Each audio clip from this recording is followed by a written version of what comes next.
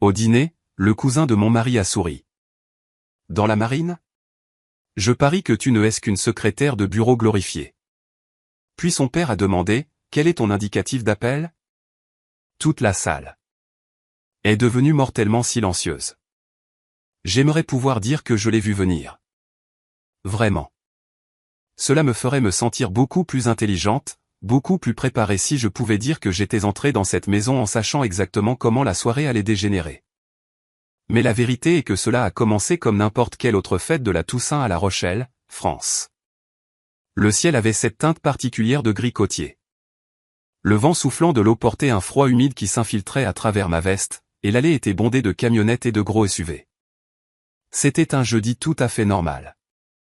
Mon mari, Jean-Luc, a garé notre voiture sur le bord de la pelouse parce qu'il n'y avait absolument aucun autre endroit pour se garer. Je me souviens avoir ouvert la portière passager, être sorti sur l'herbe durcie par le gel, et avoir pris une longue inspiration avant d'essayer de me tenir droite. Mon genou droit s'est bloqué. Il se comportait comme une charnière de porte rouillée toute la semaine, un charmant petit souvenir d'un atterrissage difficile au Moyen-Orient il y a environ 10 ans. Certains jours, je l'oubliais complètement. D'autres jours, généralement lorsque la température descendait en dessous de 10 degrés Celsius, il décidait de me rappeler bruyamment que j'avais 39 ans et que mon corps avait payé un lourd tribut pour l'uniforme que je portais.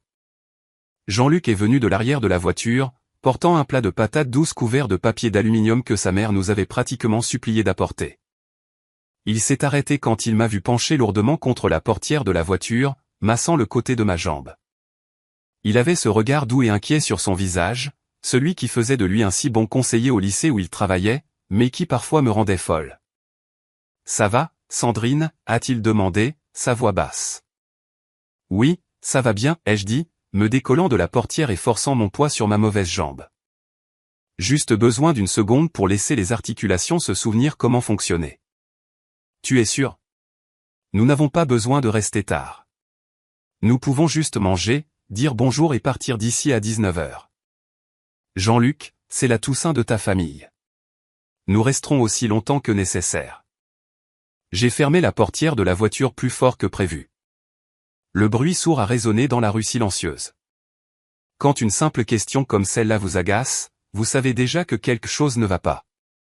Mais j'ai refoulé l'irritation. J'étais officier. Je savais comment compartimenter.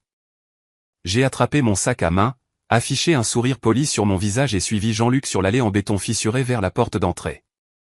La maison ressemblait exactement à ce qu'elle avait été pendant les 3 dernières décennies. Une maison en briques à niveau qui sentait toujours légèrement le polish pour meubles au citron, la dinde rôtie et les vieux tapis. Dès que Jean-Luc a poussé la porte d'entrée, un mur de chaleur et de bruit nous a frappés. Le football hurlait à la télévision dans le salon. Des petits enfants dévalaient le couloir, tenant des assiettes en carton. Quelqu'un criait à propos de petits pains brûlés depuis la cuisine. C'était chaotique, bruyant et entièrement normal. Pendant la première heure, tout s'est parfaitement bien passé. J'ai fait ce que je fais toujours lors de ces réunions de famille. J'ai traîné près de l'îlot de cuisine, coupé du céleri, distribué des boissons et dévié les bavardages habituels. Chaque fois que les gens apprennent que vous êtes dans la marine, ils reviennent automatiquement aux 3 mêmes questions. Vous êtes allé quelque part de sympa récemment? Vous allez être déployé à nouveau.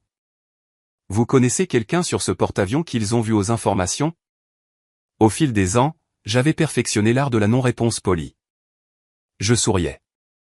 Je leur donnais des réponses vagues et joyeuses, et je continuais à bouger. Je ne parlais jamais du travail réel.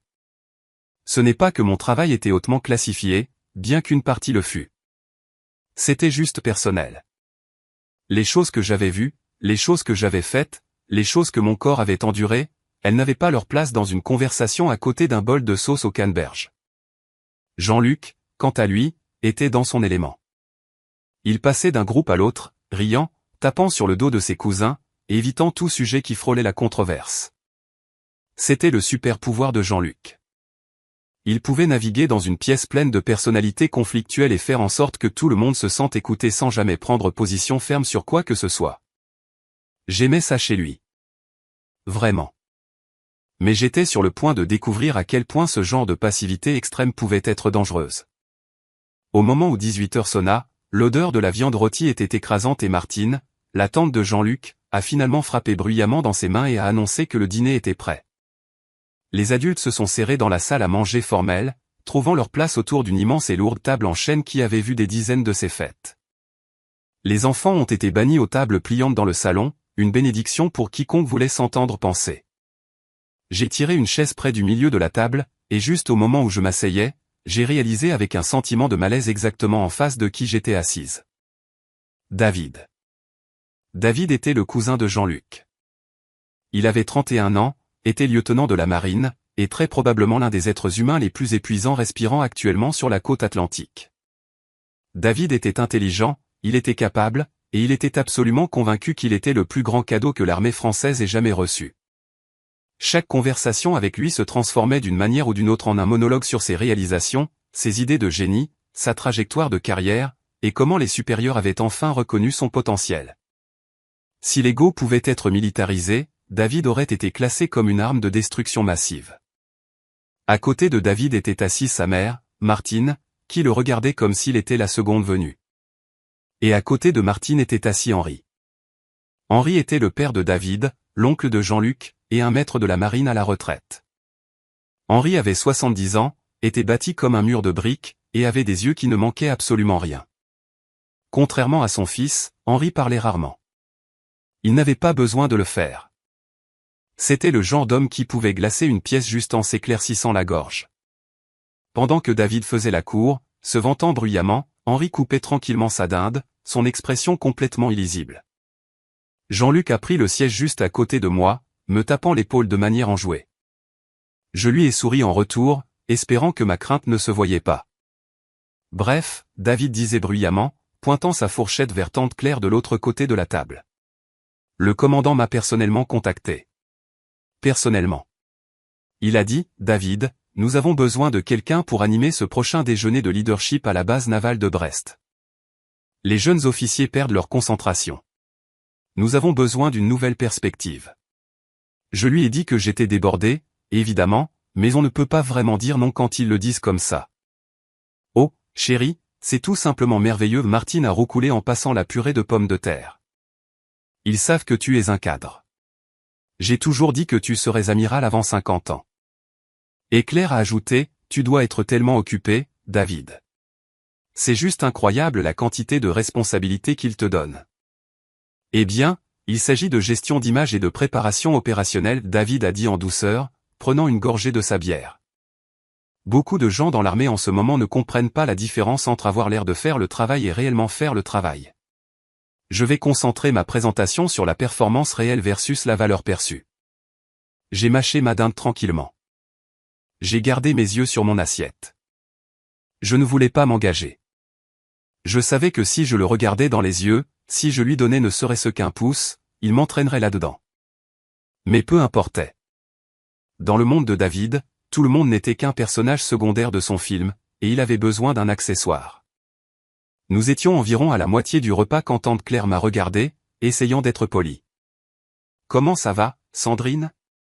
Ils vous tiennent occupé à la base? Ça va, tante Claire, ai-je dit, offrant un sourire chaleureux.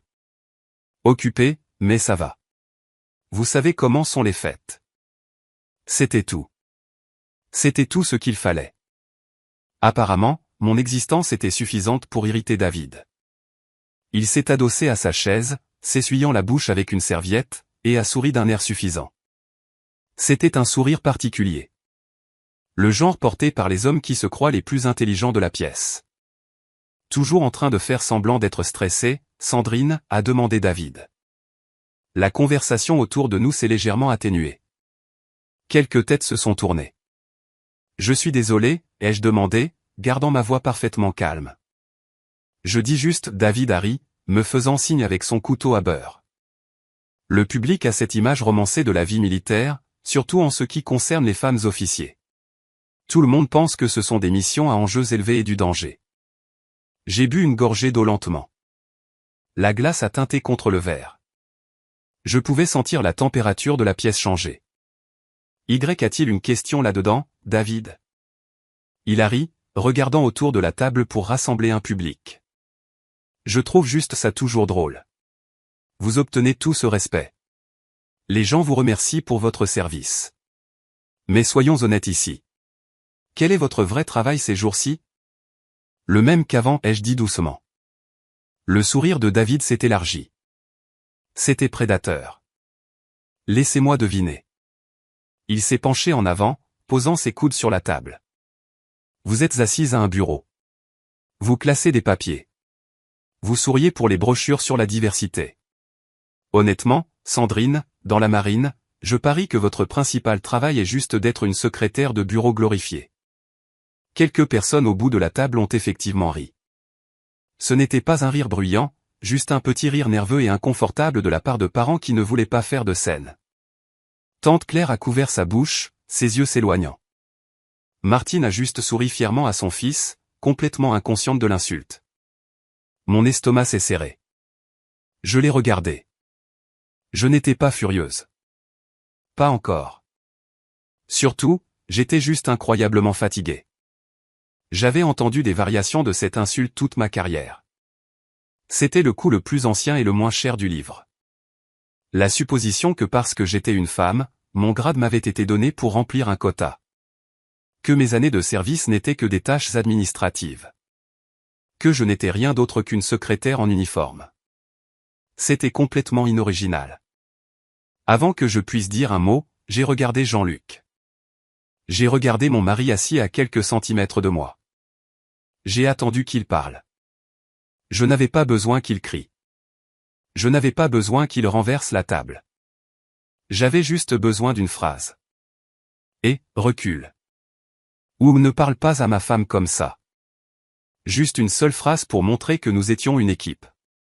Jean-Luc regardait attentivement son petit pain à moitié mangé. Il n'a pas levé les yeux. Il n'a pas dit un mot. Il est resté complètement, absolument silencieux. Ce silence m'a frappé plus fort que l'insulte de David n'aurait jamais pu le faire. J'ai eu l'impression que le sol venait de s'effondrer sous ma chaise. David a vu le silence de Jean-Luc et l'a pris pour un feu vert. Il a ouvert la bouche pour lancer une autre plaisanterie. Puis un son a traversé la pièce, un lourd cliquetis métallique. Henri avait posé sa fourchette en argent sur son assiette en céramique. Il l'a fait lentement, délibérément. Le bruit n'était pas fort, mais il a instantanément coupé le rire nerveux qui restait. La table est devenue mortellement silencieuse. Pas le genre de silence confortable, le genre de silence où l'on peut entendre le réfrigérateur ronronner dans la cuisine. Henri n'a pas regardé son fils. Il n'a pas regardé sa femme. Il m'a regardé directement de l'autre côté de la table. Son visage était sculpté dans la pierre. Sandrine, a dit Henri. Sa voix était calme, profonde et portait une autorité absolue. Oui, monsieur, ai-je répondu automatiquement, ma posture se redressant. Quel est votre indicatif d'appel? David a immédiatement ricané, levant les yeux au ciel. Papa, allez. Elle n'a pas. Je lui ai demandé. Henri a claqué, sa voix claquant comme un fouet. La bouche de David s'est refermée. Henri a gardé ses yeux fixés sur les miens. Quel est-il? J'ai dégluti difficilement. Je détestais parler de ça. Je n'en parlais jamais, mais Henri était un maître d'état-major et il demandait. Alors j'ai répondu clairement, jukebox. La réaction a été instantanée, mais seulement de sa part. Les yeux d'Henri se sont écarquillés. Juste un peu, mais je l'ai vu. Il s'est adossé à sa chaise, me regardant comme s'il voyait un fantôme.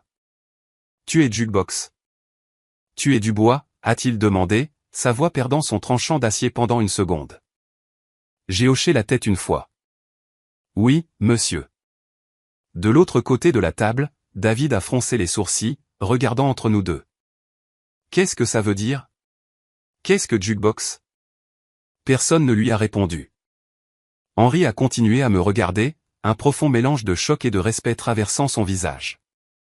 Puis, très lentement, il a tourné la tête pour regarder son fils. Le poids écrasant de la déception sur le visage d'Henri était dévastateur. C'était bien pire que s'il avait crié. David, a dit Henri doucement. Tu aurais dû arrêter de parler il y a exactement 5 minutes. La pièce s'est figée. David a lâché un rire faible et nerveux. Papa, de quoi tu parles? Qu'est-ce que ça veut dire? Henri a secoué lentement la tête, regardant son fils avec quelque chose qui ressemblait à de la pitié. Tu n'as absolument aucune idée. Le reste du dîner fut un cimetière. Les gens essayaient désespérément de changer de sujet, parlant de la météo, des prochains playoffs de football, de la consistance de la sauce. Rien n'a fonctionné. Le mal était fait. Et à travers tout ça, je ne pensais pas à David. Et je ne pensais pas à Henri.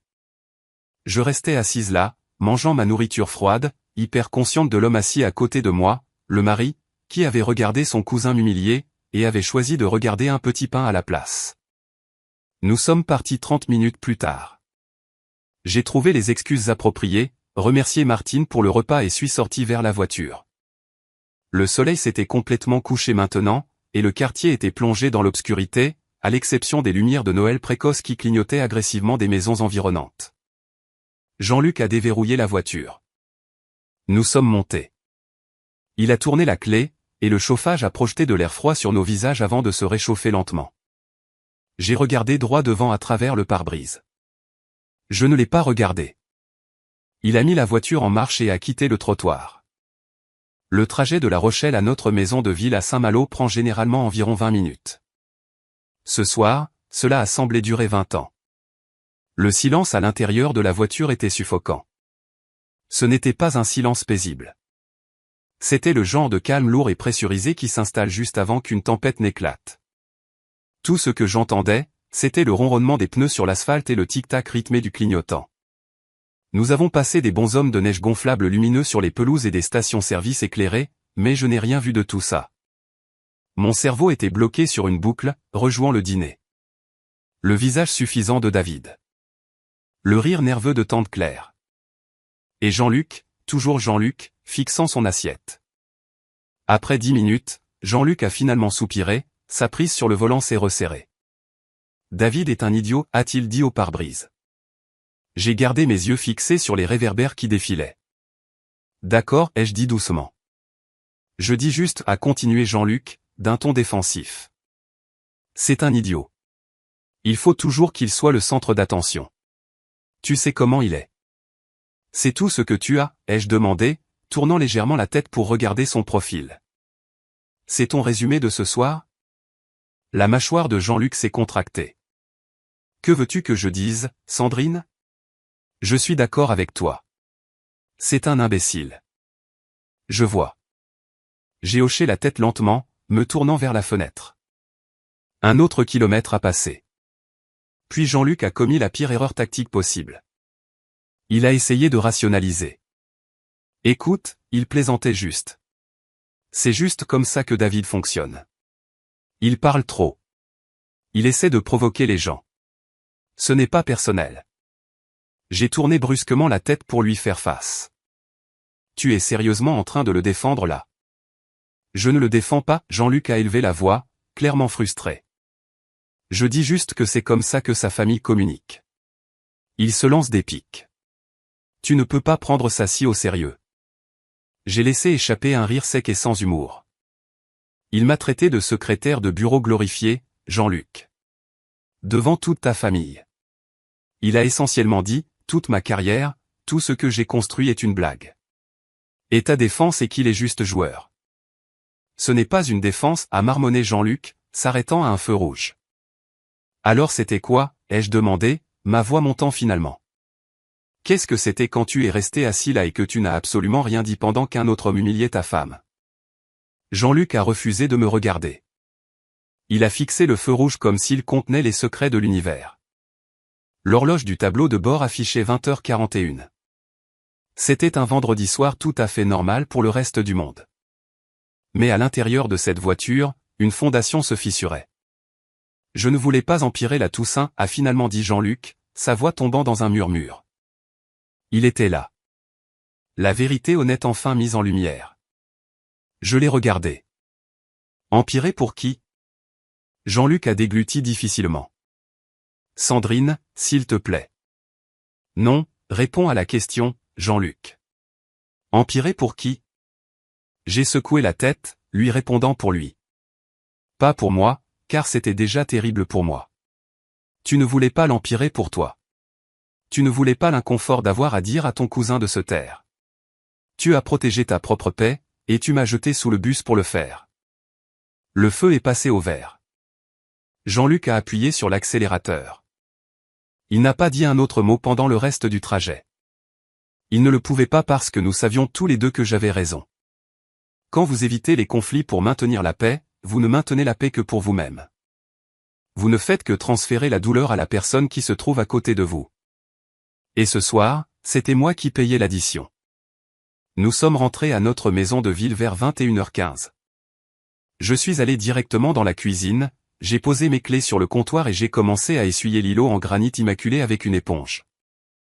Je n'avais pas besoin de le nettoyer, mais j'avais besoin de bouger mes mains. Jean-Luc est resté dans l'embrasure de la porte pendant quelques minutes, se balançant d'un pied sur l'autre. Il a essayé de s'excuser à nouveau, marmonnant quelque chose à propos d'être désolé, mais cela semblait creux. Cela ressemblait à un homme essayant de mettre un pansement sur une blessure par balle. Je lui ai dit que j'étais fatigué et je suis monté à l'étage. Jean-Luc s'est endormi presque instantanément. Je me suis allongé raidement à côté de lui, fixant le plafond, le ventilateur tournant en cercle lent et hypnotique. Des ombres du réverbère extérieur rampaient sur le mur de la chambre. Il est dangereux d'être éveillé après minuit quand on souffre déjà. C'est à ce moment-là que votre cerveau décide d'ouvrir le classeur de chaque insécurité, de chaque traumatisme et de chaque grief que vous avez jamais collecté. À 2h30 du matin, j'ai abandonné. J'ai jeté la couverture, suis descendu dans l'obscurité et j'ai fait une cafetière dont je n'avais absolument pas besoin. Je me suis assise à la petite table de la cuisine, enveloppée dans un gros pull, mes deux mains autour de la tasse en céramique chaude. La maison était complètement silencieuse. Le seul son était le léger ronronnement du réfrigérateur. Dans le silence, les mots de David sont revenus en écho. Secrétaire de bureau glorifié. J'ai bu une lente gorgée de café amer et je me suis laissé réfléchir aux choses que je passais la plupart de mes journées à essayer d'ignorer. J'ai pensé à la réalité physique de ma carrière, aux choses qu'ils ne vous montrent pas dans les affiches de recrutement glacées. J'ai pensé à la première fois que mon hélicoptère a essuyé des tirs au sol, au craquement terrifiant et assourdissant du métal se déchirant. J'ai pensé aux chirurgies, à la physiothérapie exténuante juste pour marcher normalement à nouveau. La lombalgie chronique qui se manifestait chaque matin, un rappel constant du port d'un équipement tactique lourd pendant 16 heures par jour. J'ai pensé à l'épuisement si profond qu'il semblait être tissé dans mon ADN. Je n'avais plus 25 ans. J'avais presque 40 ans. Et mon corps portait la carte de mon service. J'avais saigné. J'avais des os brisés. Et j'avais perdu des gens qui me tenaient à cœur. Et pourtant, rien de tout cela ne semblait importer car pour des hommes comme David et apparemment pour la moitié des personnes à cette table de dîner, je n'étais qu'une femme en uniforme. Pour eux, ma présence dans l'armée était une déclaration politique, un recrutement pour la diversité, une formalité administrative. Ils regardaient mon grade et supposaient que quelqu'un me l'avait donné parce que cela rendait bien sur une brochure. Vous passez 15 ans à faire vos preuves, à travailler 2 fois plus dur pour obtenir la moitié du crédit. Et un jeune homme suffisant de 31 ans peut réduire tout le travail de votre vie à une plaisanterie sur de la purée de pommes de terre. Ce qui faisait le plus mal, assise là dans l'obscurité à 2h30 du matin, c'était la pensée rampante et venimeuse que peut-être Jean-Luc était secrètement d'accord avec eux. Je savais que c'était une pensée irrationnelle née de la colère et de l'épuisement, mais elle était là, rongeant les bords de mon esprit. S'il respectait ce que je faisais, s'il comprenait vraiment le poids de cela, comment pouvait-il rester assis en silence ? Je suis allé dans la salle de bain du bas et j'ai allumé la lumière crue du plafond. J'ai regardé mon reflet dans le miroir. J'avais l'air pâle. Il y avait des cernes sous mes yeux. J'avais l'air plus vieille que je ne me sentais. J'ai saisi les bords de l'évier, me penchant plus près du verre. J'étais furieuse. Mais pour la première fois depuis le dîner, la colère a cessé d'être une émotion chaotique et désordonnée. Elle a commencé à se cristalliser. Elle est devenue froide, tranchante et très concentrée. Je n'allais pas laisser tomber.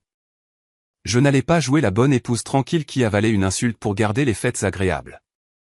J'avais passé toute une vie à me battre pour ma place dans le monde, et j'en avais absolument fini de laisser quiconque me faire sentir petite dans ma propre famille. J'ai finalement réussi à dormir peut-être 2 heures sur le canapé du bas. Quand je me suis réveillé, le ciel était d'un gris terne et délavé.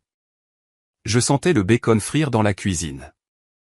C'était le signe universel de Jean-Luc pour j'ai fait une erreur, et je ne sais pas comment la réparer avec des mots. Je suis entré dans la cuisine, serrant mon peignoir autour de ma taille. Jean-Luc était debout devant la cuisinière, retournant le bacon avec sa spatule. Il a jeté un coup d'œil par-dessus son épaule, ses yeux hésitants. « Bonjour » a-t-il dit doucement. « Bonjour » ai-je répondu, m'asseyant sur l'un des tabourets de bar. Il a fait glisser une assiette d'œufs et de bacon sur le comptoir vers moi, ainsi qu'une tasse de café frais. Il n'a rien dit, et moi non plus. La tension dans la cuisine était si épaisse qu'on pouvait l'étouffer. Juste au moment où je prenais ma fourchette, mon téléphone a vibré sur le comptoir. C'était une notification du groupe de discussion familiale. Le téléphone de Jean-Luc a vibré simultanément. Nous avons tous les deux regardé. Le message venait de Martine, la mère de David. « J'espère que tout le monde a passé une bonne Toussaint. La nourriture était excellente. Je veux juste dire, rappelons-nous tous que David ne faisait que taquiner hier soir. Il a un sens de l'humour vif. Nous aimons toutes nos filles militaires. Passez un bon week-end. » J'ai fixé l'écran lumineux. Fille militaire. J'avais 39 ans. J'étais lieutenant-commandant.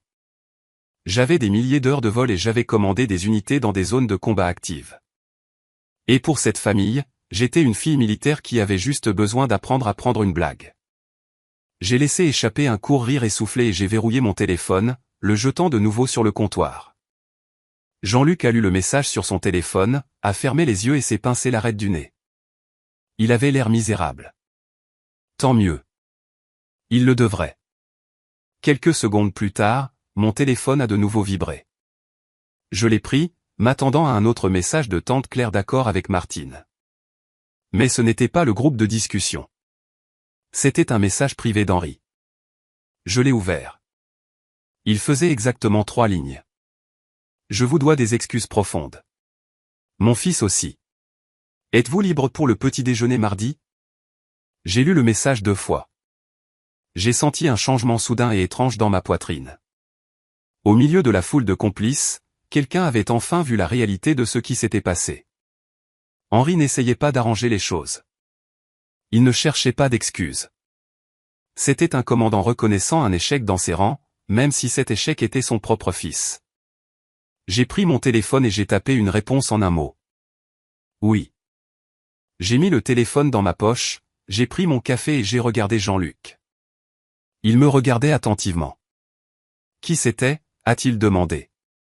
Ton oncle, ai-je dit calmement. Nous prenons le petit déjeuner mardi. Jean-Luc a eu l'air surpris, puis profondément inquiet. Henri, pourquoi? Je suppose que nous le découvrirons, ai-je dit, prenant une bouchée de mes œufs. Je n'ai pas offert plus d'informations, et Jean-Luc n'a pas eu le courage de demander. Pendant le reste du week-end, nous avons vécu dans un état de distance polie et glaciale. Nous avons fait la lessive. Nous avons regardé la télévision. Nous sommes allés à l'épicerie. Mais nous fonctionnions fondamentalement sur 2 planètes entièrement différentes. Il attendait que je m'en remette. J'attendais mardi. Le mardi matin, la pluie est revenue à Nice. C'était une bruine constante et implacable qui rendait la route glissante et le ciel de la couleur du béton mouillé. Je suis allé dans un restaurant classique à quelques kilomètres de la base. Ce n'était pas un endroit branché pour le brunch. C'était un endroit à l'ancienne avec des banquettes en vinyle craquelé où le café est servi dans de lourdes tasses blanches et où la serveuse appelle tout le monde chéri. Je me suis garé sur le parking à 8h30 exactement. Le camion vert foncé impeccable d'Henri était déjà garé près de l'entrée. Bien sûr que oui. Cet homme n'avait probablement jamais été en retard à un seul rendez-vous de toute sa vie de 70 ans. Je suis entré, secouant l'eau de mon parapluie. Le restaurant sentait le hachis parmentier frit et le vieux café. J'ai tout de suite repéré Henri. Il était assis dans une banquette d'angle près de la fenêtre, une tasse de café noir devant lui, lisant un journal. Quand il m'a vu approcher, il a fait quelque chose qui m'a sincèrement choqué. Il s'est levé.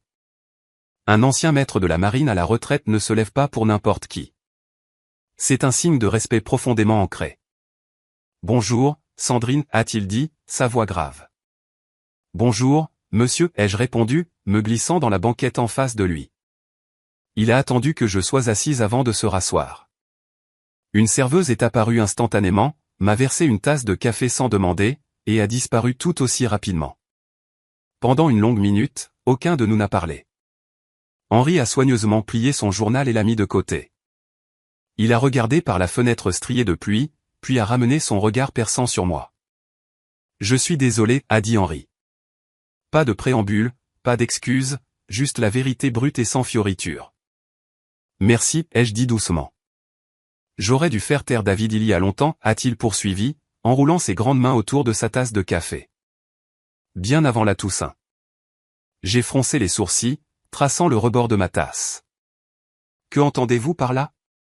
A-t-il déjà dit des choses comme ça? Henri a laissé échapper un soupir lourd et fatigué.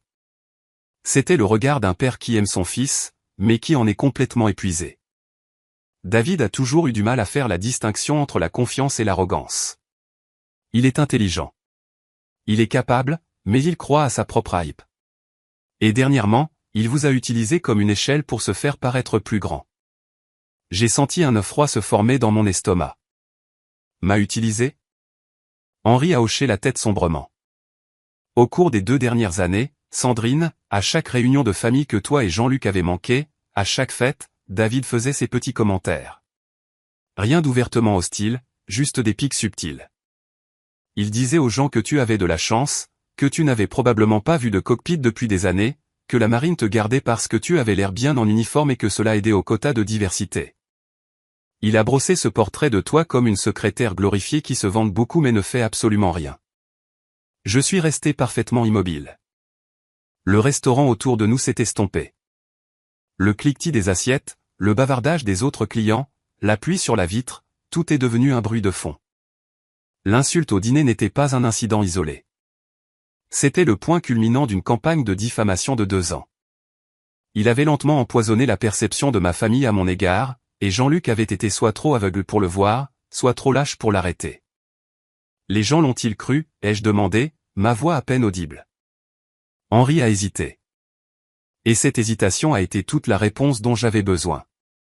Certains l'ont fait, a admis Henri doucement. Les gens qui ne connaissent rien à l'armée ont tendance à croire la personne qui parle le plus fort. Je l'ai ignoré au début.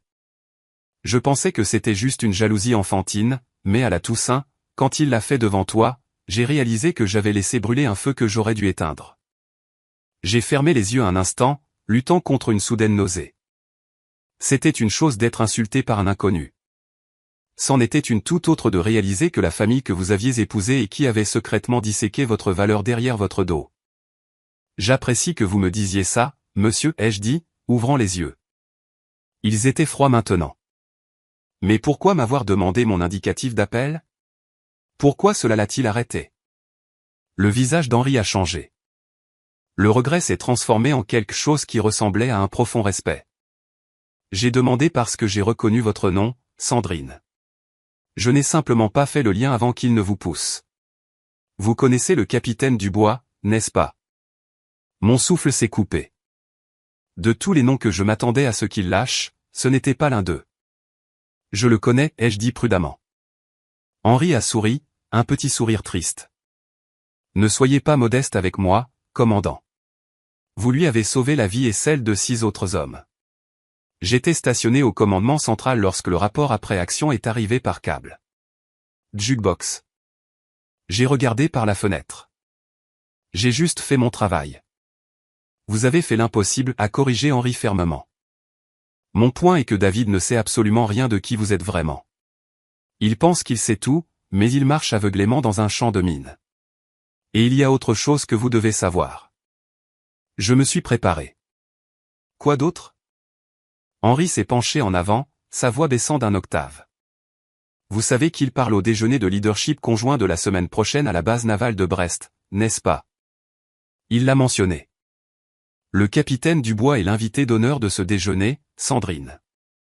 Henri a croisé mon regard et j'ai le fort sentiment que mon fils est sur le point de commettre une erreur catastrophique sur une scène très publique.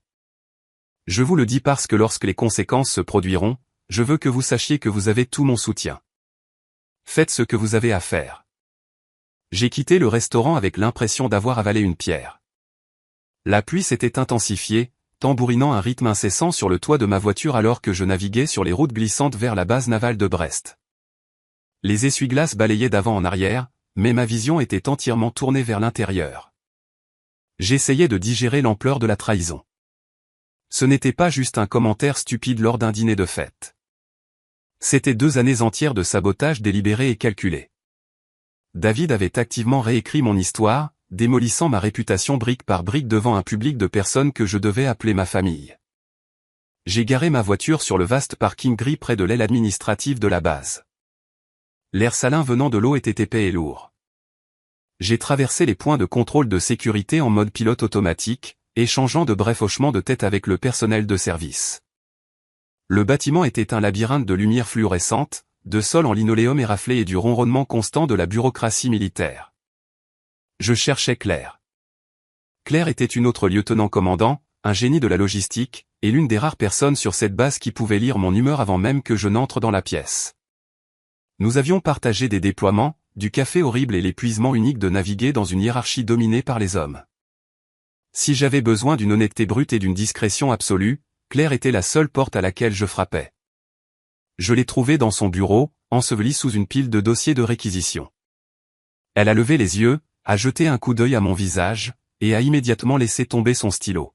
« Qui est mort et qui dois-je enterrer ?» a-t-elle demandé d'un ton complètement impassible. J'ai fermé la porte derrière moi, m'assurant qu'elle se fermait. « J'ai besoin que tu examines quelque chose pour moi. Le prochain déjeuner de leadership conjoint de la semaine prochaine. Celui avec les jeunes officiers. » Claire s'est penchée en arrière sur sa chaise, plissant ses yeux foncés. « Je le sais. Je m'occupe d'une partie de la planification des conférenciers invités. » Pourquoi? Tu te portes enfin volontaire pour parler? Parce qu'il te supplie depuis 1 an. Non, ai-je dit, m'appuyant sur le bord de son bureau métallique. Le cousin de mon mari parle. Le lieutenant David, j'ai besoin de savoir de quoi il va parler dans sa présentation. L'expression de Claire est passée de la curiosité à une préoccupation professionnelle. Elle a fait pivoter sa chaise vers ses 2 écrans, ses doigts volant sur le clavier. David, j'ai vu son nom sur la liste.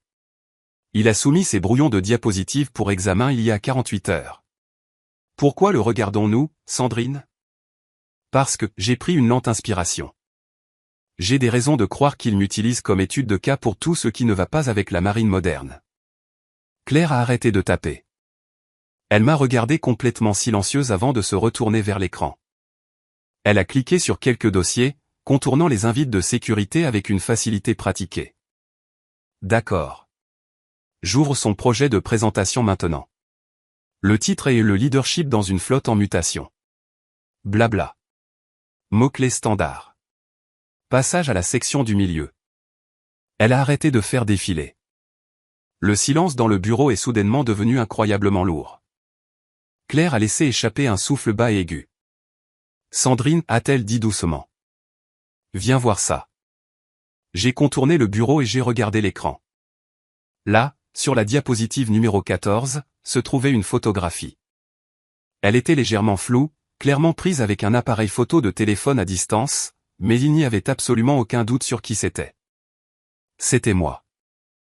La photo avait été prise lors d'un barbecue familial il y a 1 an. J'étais assise à une table de pique-nique, portant mon uniforme parce que j'étais passé directement après mon service à la base, et j'étais penché sur un presse-papier, remplissant des formulaires administratifs mondains.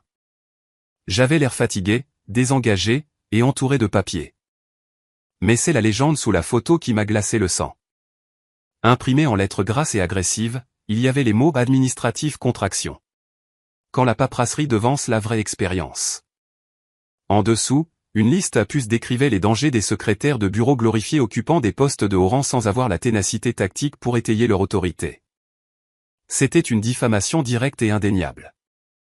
Il ne parlait plus seulement derrière mon dos. Il utilisait mon image volée pour faire avancer sa propre carrière sur une scène militaire. Je vais le liquider, a murmuré Claire, sa voix venimeuse. Elle a tendu la main vers le téléphone. J'appelle le comité d'éthique tout de suite. C'est une violation énorme. Utiliser l'image d'un officier sans son consentement pour dénigrer sa valeur de commandement, il perdra sa commission. Arrête, ai-je dit, posant ma main sur la sienne. Sandrine, tu es folle? Regarde ça, a-t-elle gesticulé sauvagement vers l'écran. Je le vois, ai-je dit, ma voix étrangement calme. La colère chaude et chaotique de la Toussaint avait complètement disparu, remplacée par une clarté arctique. Ce n'était plus une querelle familiale. C'était une diffamation professionnelle. Si nous le signalons maintenant, ils lui feront simplement retirer la diapositive en silence. Il s'en tirera avec une tape sur les doigts. Il dira à la famille que j'ai surréagi et que j'ai essayé de ruiner sa carrière parce que je ne supporte pas la critique. Non. Claire m'a regardé. Alors qu'est-ce que tu vas faire?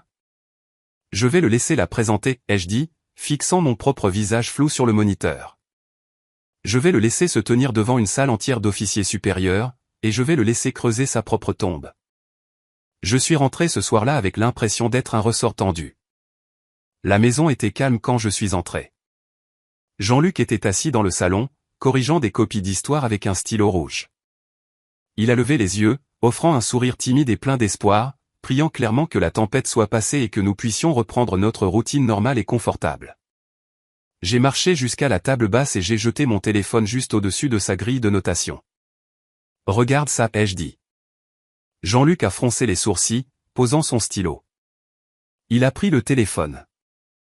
Sur l'écran se trouvait une photo nette que j'avais prise du moniteur de Claire. J'ai regardé les yeux de Jean-Luc parcourir l'image. Je l'ai regardé lire la légende. Je l'ai regardé traiter les puces. Toutes les couleurs ont fui son visage. Sa bouche s'est légèrement ouverte, mais aucun mot n'est sorti. Il a fixé l'écran pendant 60 secondes complètes avant de finalement laisser échapper un son creux et unique. Oh. C'était un si petit mot, juste une syllabe. Mais dans cette seule syllabe, j'ai entendu l'effondrement complet de toutes les excuses qu'il avait jamais faites pour son cousin. L'illusion que David n'était qu'un bavard inoffensif qui aimait plaisanter était morte sur la table. Ce n'était pas une blague. C'était une embuscade. Il présente ça à un déjeuner de leadership la semaine prochaine, ai-je dit, ma voix complètement dénuée d'émotion. À une salle pleine d'officiers en service actif et de contractuels civils. Il a pris une photo de moi chez ta mère et il l'utilise pour me traiter de fraude. Jean-Luc a passé brutalement une main sur son visage, l'air physiquement malade. Sandrine, je ne savais pas. Je te jure, je n'avais aucune idée qu'il ferait jamais quelque chose comme ça. C'est complètement fou. Je sais que tu ne savais pas, ai-je répondu froidement. Parce que tu n'as jamais voulu savoir. Tu voulais garder la paix. Tu voulais prétendre que les choses qu'il disait sur moi étaient inoffensives. Eh bien, c'est le résultat de ta paix, Jean-Luc.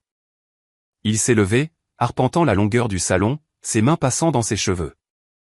Pour la première fois depuis la Toussaint, j'ai enfin vu une véritable colère protectrice chez mon mari. Pas l'agacement léger d'un inconvénient, mais une vraie fureur. Je l'appelle tout de suite. Jean-Luc a attrapé son téléphone dans sa poche. Je vais lui arracher la tête. Il retire ça immédiatement. Non, ai-je ordonné, m'interposant devant lui. Sandrine, tu es folle? Tu ne peux pas le laisser montrer ça.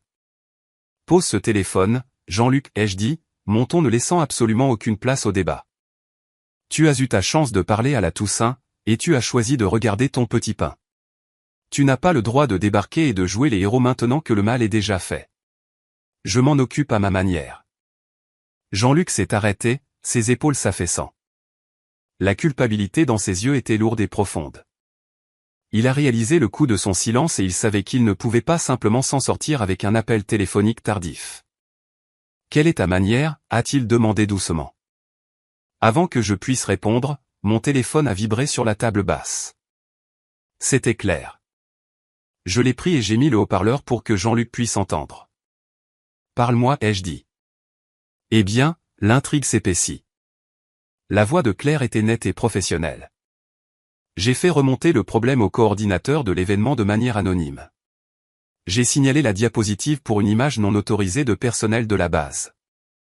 Le coordinateur a envoyé un email à David lui conseillant de retirer la diapositive 14 ou de remplacer l'image par une photo de stock. Jean-Luc a eu l'air soulagé. Dieu merci. Attends, a continué Claire. David a répondu au coordinateur il y a 30 minutes. Il a refusé. Jean-Luc a fixé le téléphone. Il quoi? Il a refusé, a répété Claire. Il a cité la liberté académique et a déclaré que l'image est essentielle à sa perspective de leadership sur la surcharge administrative. Il a affirmé que le sujet est inidentifiable, donc il n'a pas besoin de consentement. Il redouble d'efforts, Sandrine. Il pense vraiment qu'il est intouchable.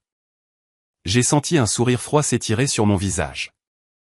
C'était le sourire d'un prédateur regardant le piège se refermer. L'arrogance est une chose dangereuse, mais l'arrogance absolue et incontrôlée est une maladie terminale. David avait eu un pont d'or pour s'éloigner de son erreur, et il avait choisi de le brûler. Merci, Claire, ai-je dit. Laisse tomber. Laisse-le garder la diapositive. Tu es le chef, a-t-elle dit en raccrochant. J'ai regardé Jean-Luc. Il me regardait, terrifié par le regard dans mes yeux. Qu'est-ce que tu vas faire, a-t-il demandé à nouveau, sa voix tremblant légèrement.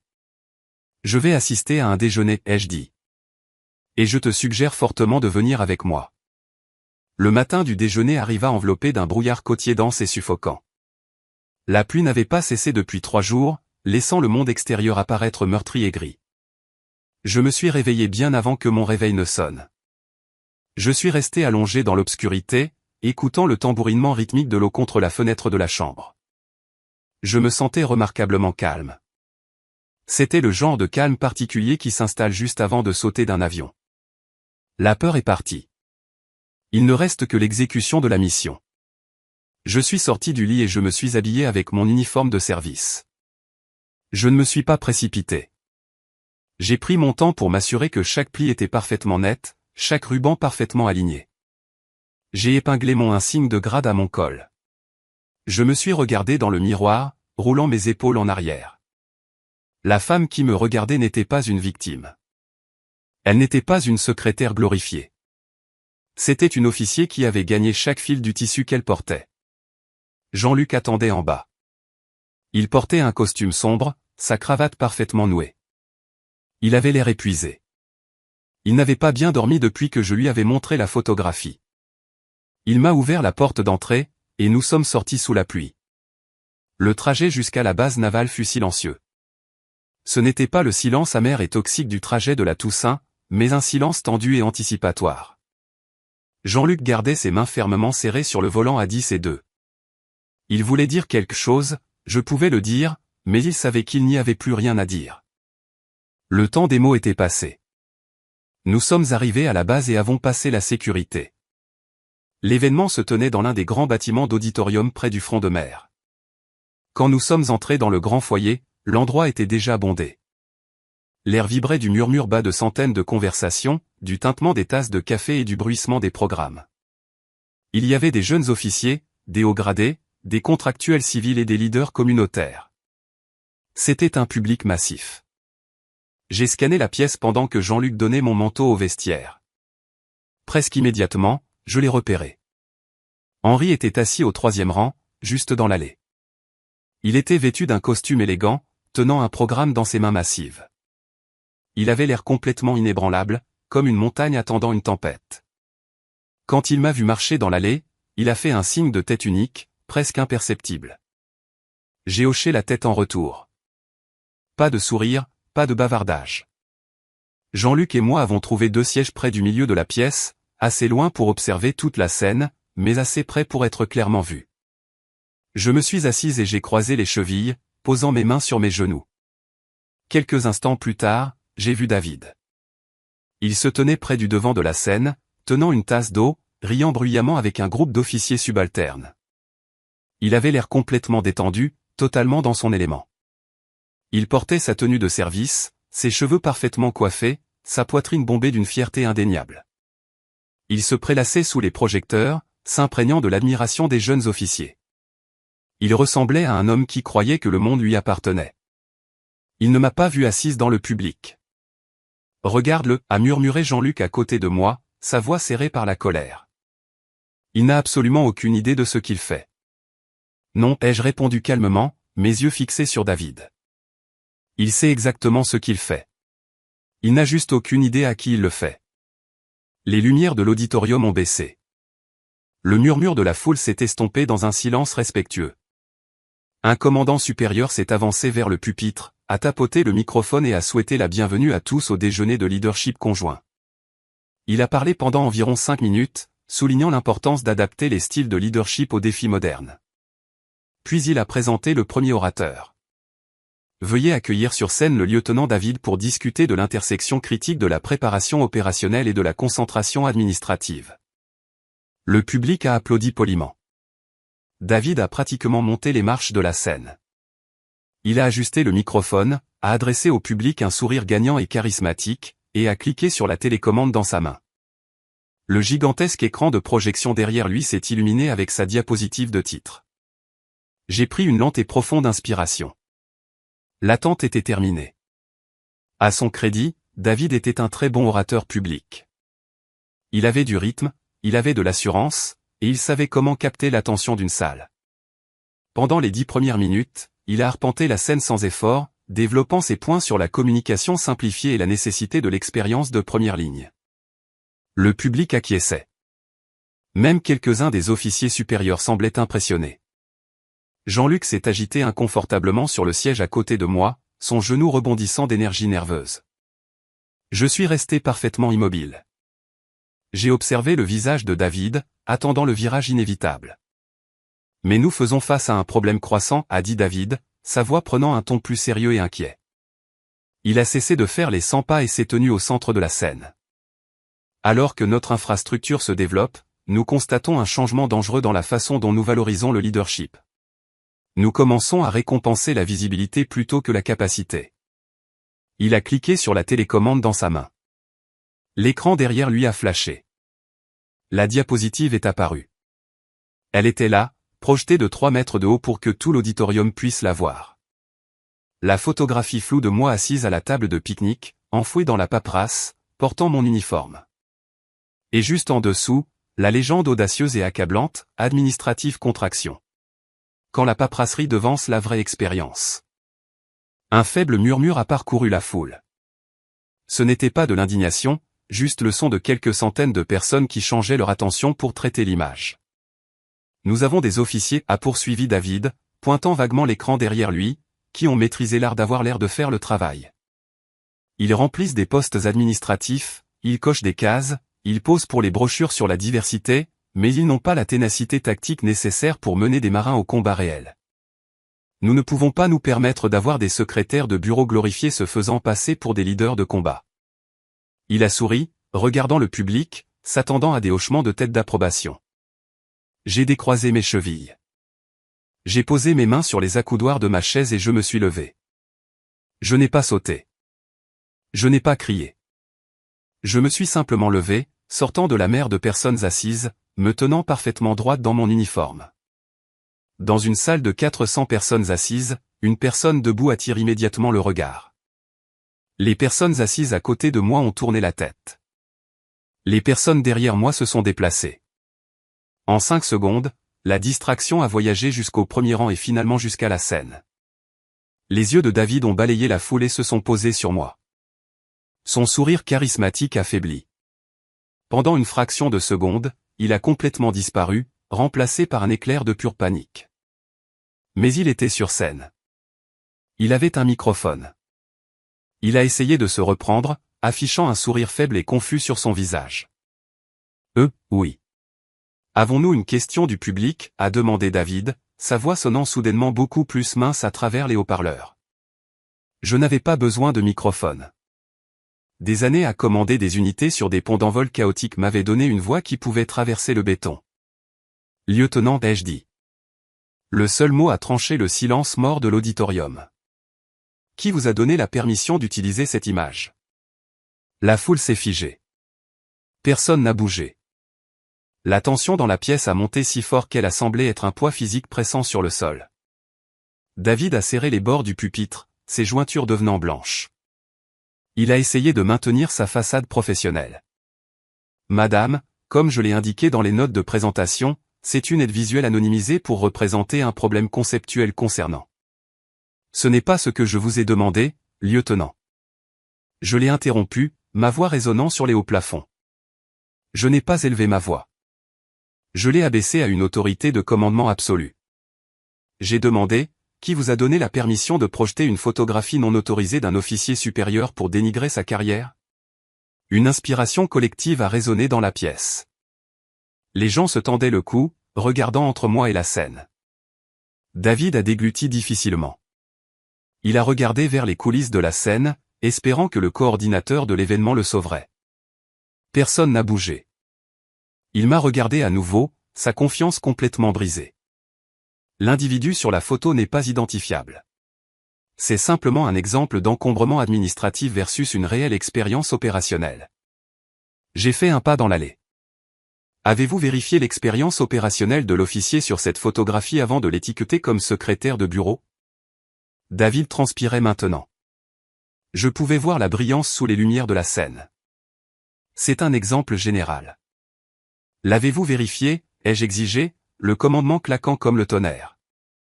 David a ouvert la bouche, mais rien n'est sorti. Il était complètement piégé. Il ne pouvait pas dire oui parce qu'alors il mentirait à une salle pleine d'officiers. Il ne pouvait pas dire non parce que cela prouvait mon point. Le silence s'était tiré, épais et agonisant. David se noyait devant 400 personnes. Puis une voix a parlé depuis le tout premier rang. C'est une question très pertinente. Toutes les têtes dans la pièce, y compris la mienne, se sont tournées vers le premier rang. Un homme âgé se levait lentement. Il s'appuyait lourdement sur une canne en bois, ses mouvements délibérés et douloureux, mais sa posture était incroyablement droite. Il portait un costume sombre avec une épinglette de revers en métal miniature. C'était le capitaine Dubois. Toute la pièce semblait retenir son souffle. Le capitaine Dubois était une légende dans la communauté navale de la côte atlantique. C'était le genre d'homme dont la réputation entrait dans une pièce 10 minutes avant lui. Dubois s'est tenu entièrement droit, appuyé sur sa canne, et s'est légèrement tourné de manière à pouvoir regarder David sur scène, puis revenir à moi dans l'allée. Son expression était complètement illisible, un masque de peau patinée et d'yeux durs. « Lieutenant » a dit le capitaine Dubois, sa voix rauque, mais portant un poids immense. « Savez-vous qui est réellement l'officier sur votre photographie » David avait l'air de vouloir physiquement s'effondrer. Ses yeux voltigeaient frénétiquement. « Non, monsieur.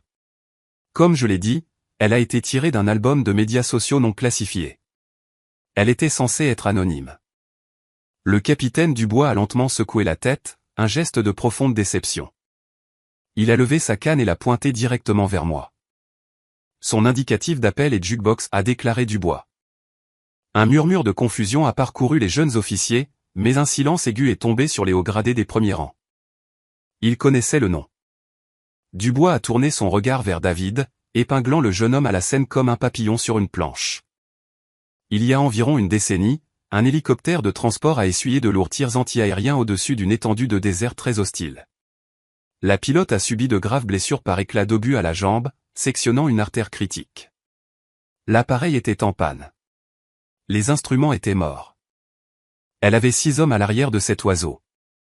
L'auditorium était si silencieux que l'on pouvait entendre les bouches d'aération de la climatisation ronronner. Cette pilote a poursuivi Dubois, sa voix chargée d'émotion, s'est fait un garrot à la jambe tout en pilotant un avion mourant manuellement. Elle a échappé à une frappe secondaire, a navigué à l'aveugle à travers une tempête de sable, et a posé cet oiseau en toute sécurité derrière les lignes amies avant de s'évanouir à cause de l'hémorragie. Dubois a fait une pause, laissant le poids de l'histoire s'installer dans la pièce. Il m'a regardé et j'ai vu une profonde et durable gratitude dans ses yeux. L'un des hommes à l'arrière de cet hélicoptère était moi, a dit Dubois doucement. Il s'est retourné vers la scène, sa voix se durcissant en acier. Elle est la raison pour laquelle je suis debout ici aujourd'hui. Et vous avez l'audace absolue de vous tenir sur cette scène et de l'appeler une secrétaire de bureau glorifiée parce que vous avez trouvé une photo d'elle remplissant des papiers. David a reculé physiquement comme s'il avait été frappé au visage. Tout le sang a fui ses joues. Il avait l'air complètement, absolument terrifié. Monsieur, je n'avais absolument aucune idée. Je vous jure, je ne savais pas du tout. Exactement, a claqué Dubois. Vous ne saviez pas. Vous avez jugé d'abord et vous n'avez jamais cherché. Vous avez laissé votre ego dicter votre réalité. Dubois s'est rassis lourdement. La déclaration est restée en suspens, un verdict final dévastateur. David a regardé le public, implorant une bouée de sauvetage. Ses yeux ont trouvé Jean-Luc assis à côté de l'endroit où je me tenais. Jean-Luc, son propre sang. Le cousin qui maintenait toujours la paix. Jean-Luc s'est levé. Il n'avait plus l'air nerveux. Il avait l'air résolu. Il a regardé directement David, sa voix portant clairement à travers la pièce. « Retire cette diapositive, David, a dit Jean-Luc fermement. David a tressailli. Jean-Luc, ai-je dit. Retire cette foutue diapositive, a répété Jean-Luc, sa voix résonnant avec une finalité absolue. Avant que David ne puisse même atteindre la télécommande, une autre silhouette s'est levée au 3e rang. C'était Henri. David a regardé son père et le peu de combat qui lui restait s'est complètement évaporé. Henri n'a pas crié. Il n'a pas élevé la voix. Il a parlé avec la déception tranquille et écrasante d'un père regardant son fils échouer au test ultime de caractère. « J'ai passé 30 ans dans cet uniforme, a dit Henri, sa voix coupant le silence.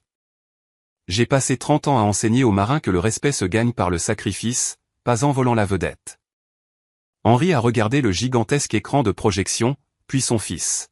« Quand exactement avez-vous appris à désirer l'attention plus que vous ne respectez l'uniforme ?» C'était le coup de grâce venant de son père devant ses pairs, devant ses supérieurs. C'était une annihilation totale. David a fixé le sol. Ses mains tremblaient. Il a tâtonné avec la télécommande, cliquant frénétiquement sur le bouton jusqu'à ce que l'écran devienne entièrement noir. L'image avait disparu, mais les dégâts étaient permanents. Le coordinateur de l'événement s'est rapidement précipité sur scène, chuchotant frénétiquement à David avant de prendre le microphone et d'annoncer maladroitement un entracte de 15 minutes. La salle a éclaté en murmures étouffés et chaotiques. Je me suis retourné, j'ai remonté l'allée et j'ai franchi les doubles portes menant au hall. Je n'ai pas attendu les applaudissements. Je n'ai pas attendu les excuses. Je suis sorti dans l'air frais et humide du matin de Nice, me sentant plus légère que je ne l'avais été depuis des années. Des histoires comme celle-ci se terminent généralement par la confrontation. Dans les films, le méchant est humilié, la foule applaudit, le héros s'éloigne vers le coucher du soleil, et le générique défile.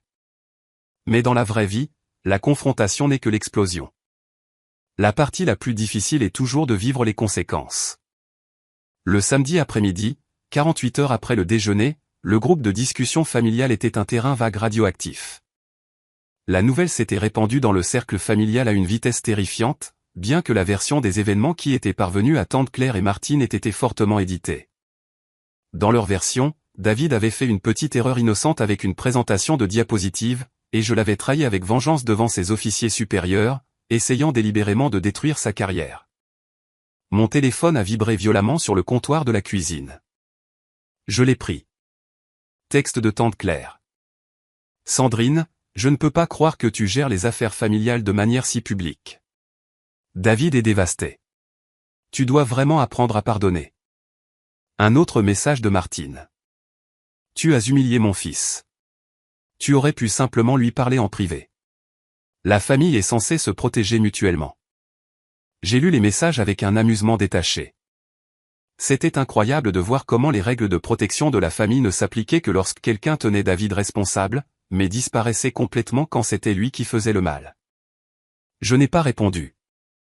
J'ai simplement supprimé les messages et mis le téléphone en silencieux.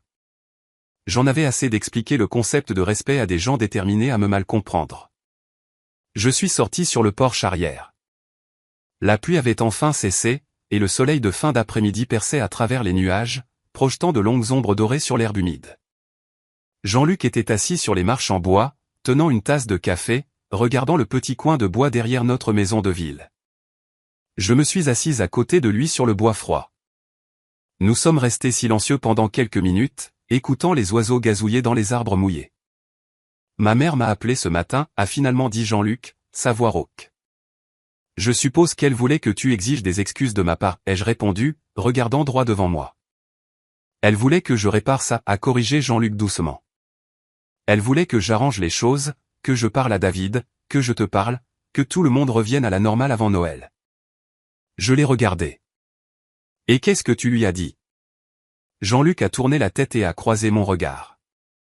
Il avait l'air plus vieux, plus épuisé, mais il y avait une clarté dans son expression que je n'avais jamais vue auparavant. Je lui ai dit non, a dit Jean-Luc simplement. J'ai cligné des yeux, sincèrement surprise. Tu l'as fait? Jean-Luc a hoché la tête, posant sa tasse de café sur les marches. Il s'est entièrement tourné vers moi, prenant mes deux mains dans les siennes.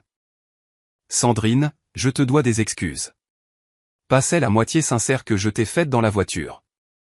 Des vraies. J'ai attendu, le laissant trouver les mots. À la Toussaint, quand David a commencé à parler, mon rythme cardiaque a monté en flèche, a admis Jean-Luc, sa voix calme, mais pleine de regrets. Je déteste les conflits. Je les ai toujours détestés. J'ai grandi dans une famille où celui qui criait le plus fort gagnait, et le moyen le plus facile de survivre était de simplement baisser la tête. Alors, quand il t'a insulté, mon cerveau est simplement passé en mode survie. Je me suis dit que je maintenais la paix.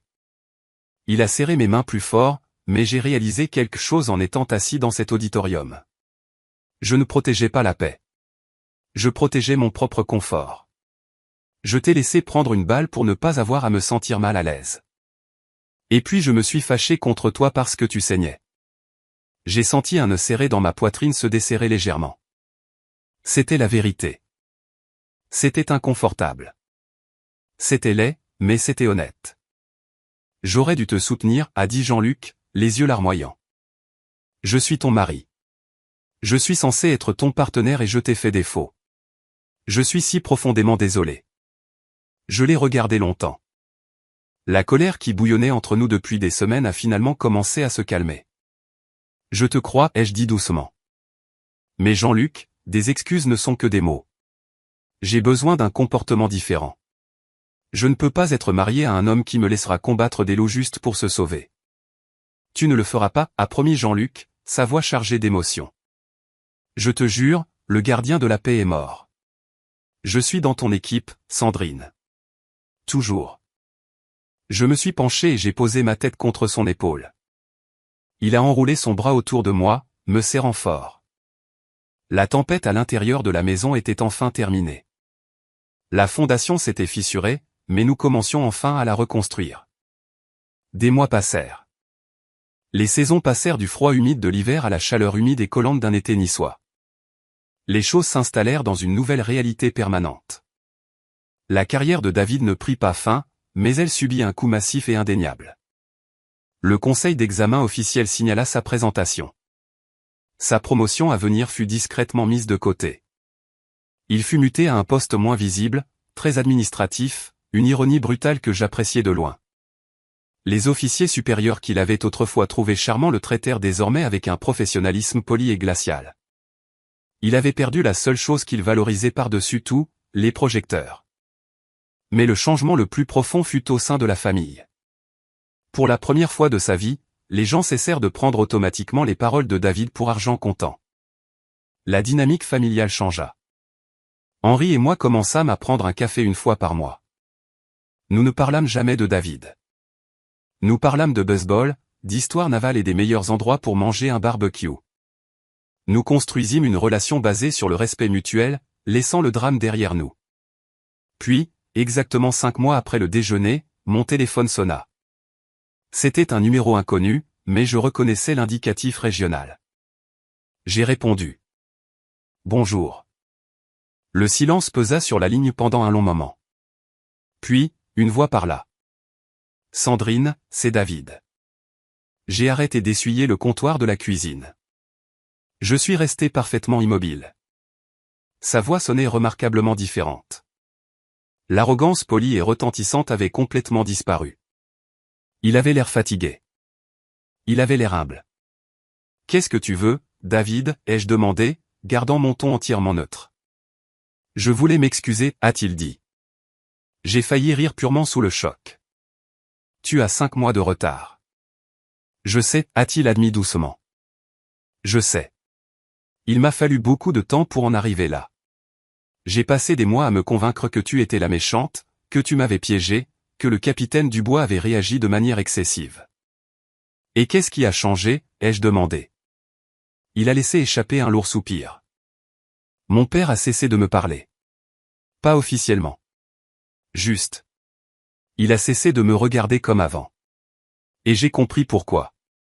Il a fait une pause et quand il a repris la parole, les mots semblaient lui faire physiquement mal à prononcer, j'étais jaloux de toi, Sandrine. J'ai froncé les sourcils, sincèrement confuse. Jalouse de quoi? Je suis une pilote vieillissante avec un mauvais genou. Tu avais la voix rapide. J'étais jaloux parce que tu n'as jamais eu à exiger le respect, a dit David, sa voix brute et honnête. Tu ne t'es jamais vanté. Tu n'as jamais fait de spectacle. Tu es juste entré dans une pièce et les gens te respectaient. J'ai passé toute ma vie à parler aussi fort que possible pour que les gens me remarquent et tu as obtenu plus de respect en ne disant absolument rien. Ça me rendait fou. Alors j'ai essayé de te rabaisser pour me faire paraître plus grand. Je me suis tenu dans la cuisine silencieuse, regardant les grains de poussière danser dans un rayon de soleil de l'après-midi. C'était l'absolue vérité, sans fioriture et pathétique. Je t'ai utilisé pour me sentir plus grand, a dit David. Et je suis vraiment profondément désolé. J'ai absorbé les mots. Je les ai laissés m'envahir. C'est la chose la plus honnête que tu m'aies jamais dite, David. Pouvons-nous recommencer, a-t-il demandé, une pointe d'espoir désespérée dans sa voix. J'y ai réfléchi. J'ai pensé au dîner de la Toussaint, aux nuits blanches, à la photographie sur l'écran de projection. J'ai pensé à la douleur qu'il avait causée, et à la paix que j'avais tant lutté pour retrouver. Non, ai-je répondu calmement. Nous ne pouvons pas recommencer. Je ne ferai pas semblant que rien de tout cela ne s'est passé, mais nous pouvons commencer à partir d'ici. Si je te vois lors d'une réunion de famille, je serai poli. Mais nous ne sommes pas amis, David. Ce pont est brisé. Il est resté silencieux un instant. Puis il a simplement dit, je comprends. Merci, Sandrine. Il a raccroché. J'ai posé le téléphone et j'ai senti un immense poids physique se soulever de mes épaules. C'était vraiment fini. Quelques semaines plus tard, je me tenais sur le front de mer de la base navale juste au lever du soleil. Le ciel était une toile brillante de rose et d'or, se reflétant sur l'eau sombre et calme du port. Mon genou droit me faisait un peu mal à cause de l'humidité matinale, et ma veste de service me semblait un peu plus serrée aux épaules qu'il y a 10 ans. Et pour la première fois de ma vie, rien de tout cela ne me dérangeait. J'ai regardé un porte-avions massif se diriger lentement vers l'océan, pensant à tout ce que j'avais appris au cours de l'année écoulée. Nous passons une grande partie de nos vies terrifiés par ce que les autres pensent de nous. Nous nous contorsionnons pour nous adapter à leur case, pour maintenir la paix, pour éviter les conversations inconfortables. Mais le respect n'est pas quelque chose que l'on peut exiger depuis une scène. Et ce n'est pas quelque chose que l'on peut perdre à cause d'une blague insouciante. Le respect est quelque chose que l'on porte dans ses os. Il se forge dans les moments silencieux et douloureux où l'on décide que l'on ne tolérera plus d'être rabaissé. Si vous avez déjà été sous-estimé, insulté ou ignoré par les personnes qui sont censées vous connaître le mieux, écoutez ceci. Vous n'avez pas à renverser la table. Vous n'avez pas à crier. Il vous suffit de vous lever, de tracer une ligne dans le sable et de laisser la vérité parler d'elle-même. Parce que parfois, les personnes qui essaient de vous rabaisser finissent par construire exactement la scène dont vous avez besoin pour montrer au monde exactement qui vous êtes. Merci de votre écoute. Gardez vos limites solides et prenez soin de vous.